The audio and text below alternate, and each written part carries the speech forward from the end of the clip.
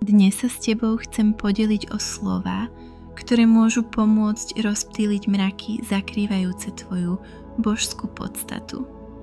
Rozpoznať hlas vo svojej hlave a pochopiť, aké druhy myšlienok sa objavujú v toku myšlienok, je kľúčové pre vnútorný pokoj, šťastie a skutočné naplnenie.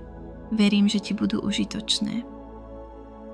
Rada by som sa pozrela na typy myšlienok, ktoré sa objavujú v toku myšlienok a ktoré je potrebné rozptýliť, aby mohla zažiariť vedomá prítomnosť Krista.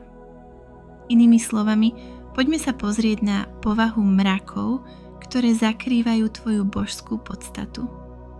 Tok myšlienok je plný myšlienok, mrakov, ktoré vytvára ego, aby slúžili jemu samému. Ego je ako stroj na produkciu mrakov, navrhnutý tak, aby zakrýval skutočnosť, vrátane tvojej božskej podstaty a vytváral akúsi virtuálnu realitu, ktorá zodpovedá jeho túžbám a potrebám. Tok myšlienok je takmer vždy hlasom ega. Zamysli sa nad tým na chvíľu, pretože to nie je prehnané tvrdenie. Hlas v tvojej hlave je takmer vždy hlasom ega.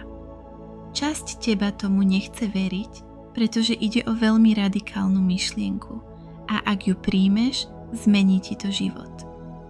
Duchovná pravda je radikálna, mení tvoju realitu, ale keďže toto počúvaš, zrejme si už pripravený spochybniť to, čo väčšina ľudí považuje za normálne. Uvedomovanie si rôznych typov myšlienok, ktoré prechádzajú tokom myšlienok, ti pomôže spoznať svoje ego.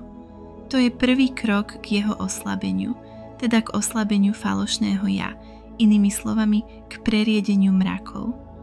Keď rozpoznáš egoické myšlienky vo chvíli, keď sa objavia a nestotožníš sa s nimi, neprisvojíš si ich ako svoje, vzniká medzera v mrakoch.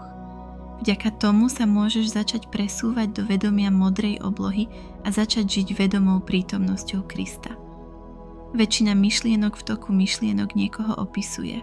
Ak týmto myšlienkam uveríš, stanú sa súčasťou tvojej identity. Falošné ja vzniká z myšlienok, ktoré obsahujú ja. Ja som tá pekná. Ja nikdy nedostanem férovú šancu. Ja nikdy nebudem šťastný. Ja nikdy nič neurobím správne. Ja som nemehlo. Ja som múdrejší ako ostatní. Ja vždy vyhrám. Ja nemôžem nikomu veriť. Ja si nikdy nenájdem lásku. Takéto myšlienky nikdy nie sú úplne pravdivé. Mnohé z nich v tebe vyvolávajú zlé pocity a všetky skresľujú realitu. Často až do takej miery, že sa naplnia ako samonaplňujúce proroctvá. Napriek tomu ľudia tieto myšlienky prijímajú ako pravdu o sebe, ako by boli tým, čo hovoria. Lenže tieto sebadefinície opisujú iba falošné ja. Sú to len šaty, ktoré si falošné ja oblieka, alebo má práve na sebe.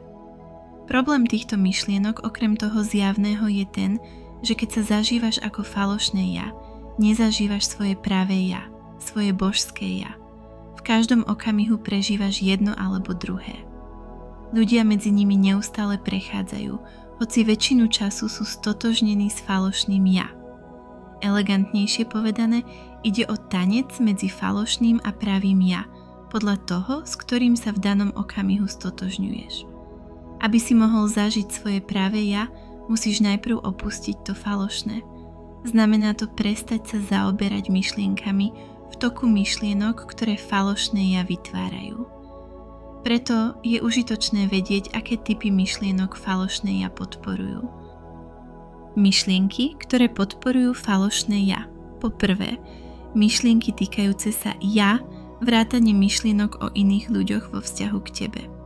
Hoci sa takéto myšlienky zdajú byť nevyhnutné pre život, v skutočnosti nie sú potrebné na to, aby si fungoval. Sú nevyhnutné len pre existenciu falošného ja. Po druhé, myšlienky, ktoré sa ťa snažia vykresliť ako lepšieho alebo horšieho než niekto iný, alebo také, ktoré robia teba správnym a ostatných nesprávnymi. Patria sem súdy, kritika, obviňovanie, hľadanie viny a porovnávanie. Tieto typy myšlienok sú navrhnuté tak, aby posilňovali falošné ja.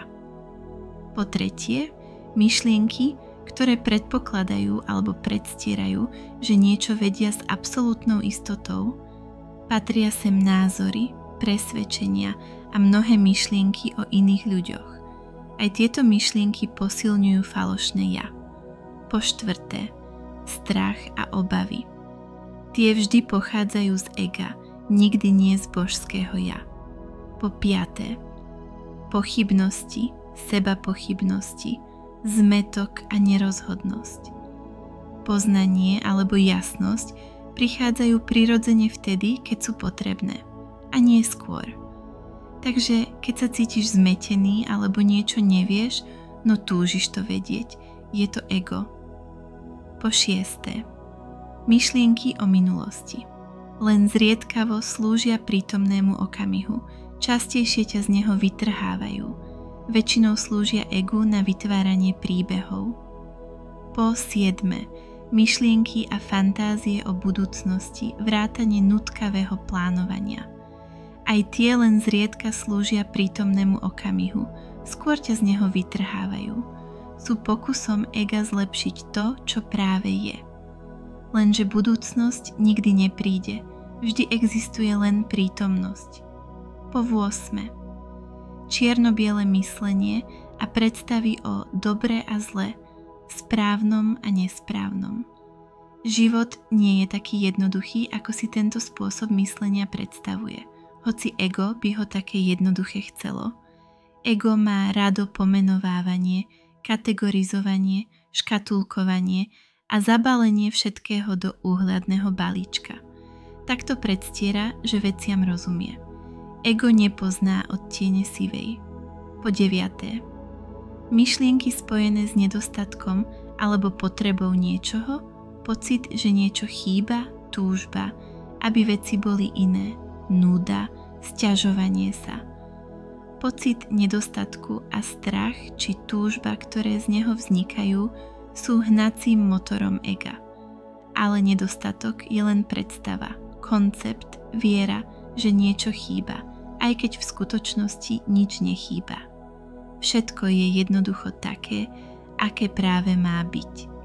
Po 10. Myšlienky, ktoré ťa ženú k neustálej činnosti, pocit nepokoja, potreba neustálej mentálnej stimulácie.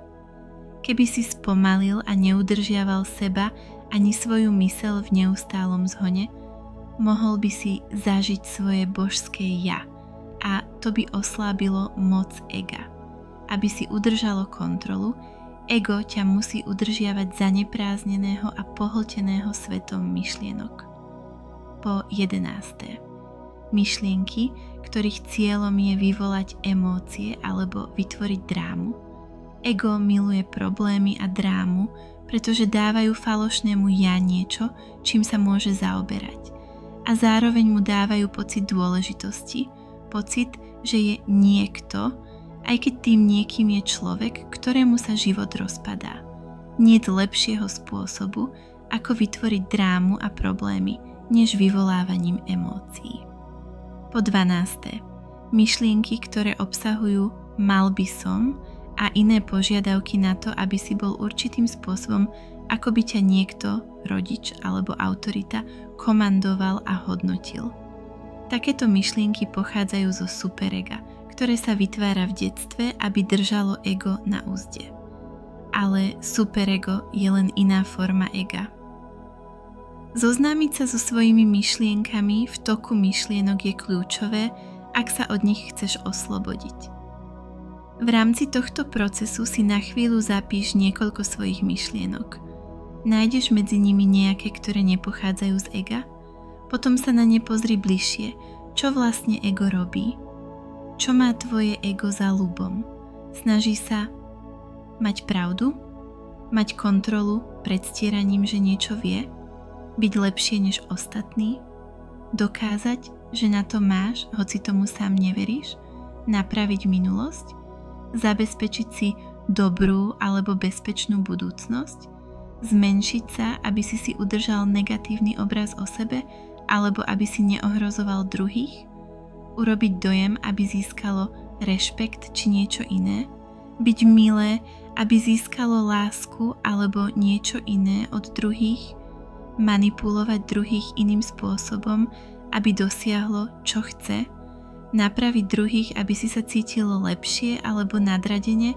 Získať pomoc, súcit alebo vytvoriť drámu s ťažovaním sa? Utišiť superego tým, že všetko zvládne dokonale?